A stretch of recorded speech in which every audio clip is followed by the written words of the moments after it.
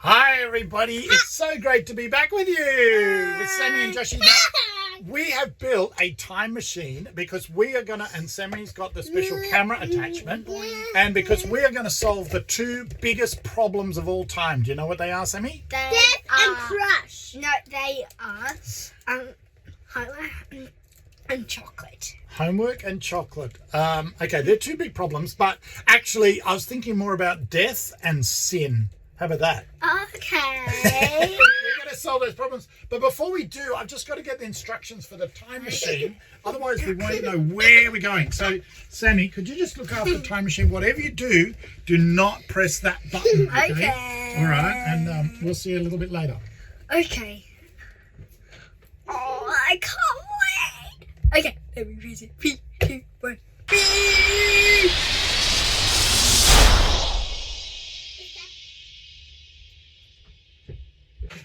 Okay. All right. Now, Sammy, I found what I was looking for. It was the instructions. Sammy? Sammy? Oh, no. Did he press the button? He could have gone anywhere in all of time and space. Hang on a sec. He had my phone, didn't he? That means I could probably find out what he's seeing. Let's see.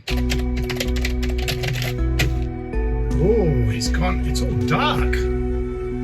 He's gone all the way back to the beginning of time. Actually, that's kind of good, because when I was looking in the Bible to try and explore this problem of sin and the problem of death, you've got to actually go right back to the beginning, into the Garden of Eden. Wow, look at what he's seeing. It's a beautiful world. Everything's perfect. And in fact, at the beginning, God made the whole world perfectly. There was no sin. There was no death. There was no crying. There was no sickness. There was no virus. There was nothing bad. And God had put people into this beautiful world that he had made. But then, of course, we've learned before that people sinned. They decided they would disobey God by taking the fruit that he said not to eat. And at that moment, sin came into the world. And when sin came into the world, so did death. And so that was the problem right at the beginning of the Bible, where sin, people sin, my sin, your sin, all of the people of the world have sinned. And we've all turned our backs on God. With sin, we can't be friends with God. And that means when we die without God. And that's a terrible problem, the sin problem. So what can we do about it? I heard a story once about a little boy who made a beautiful boat. And he loved to play with his boat, and he sailed it on the lake, and he sailed it on the river and on the creek, and he had so much fun with this beautiful boat. But one day, the boat sailed away from the boy and sailed across the lake. The boy tried to find it. He searched everywhere, and he looked all around the lake, and the boat was nowhere to be found. And he was so sad because he loved that little boat. Well, one day, he was walking down the road and he saw a sale where they were selling old things. And there on the table was his boat. And he went up to the person selling and said, "Can I have that boat? It's mine." And the man said, "It's not yours, it's mine. I'm selling it. If you want it, you've got to pay a lot of money for it." And the boy said, "But I made it." And the man said, "It doesn't matter. It's my boat. If you want to buy it, you can." And the boy had to use all of his pocket money. But eventually he was able to buy the boat back, the very boat that he had made, and he was able to play with his boat again. Now, God had to do something a little bit like that. You see, when people sinned and when people turned their backs on God, God had to do something very, very special. And so in that story of Easter that we've just heard, the one where we find out that Jesus died on the cross. Now, hang on a sec. Maybe I could fast forward Sammy through time. Wow, that's what Sammy's seeing right now, back in time. Well, this horrible thing happened where Jesus died on the cross, but it wasn't a mistake. It wasn't something that God didn't want to happen. It was actually something where Jesus willingly allowed himself to die on this cross. But why did he do it? What difference would it make?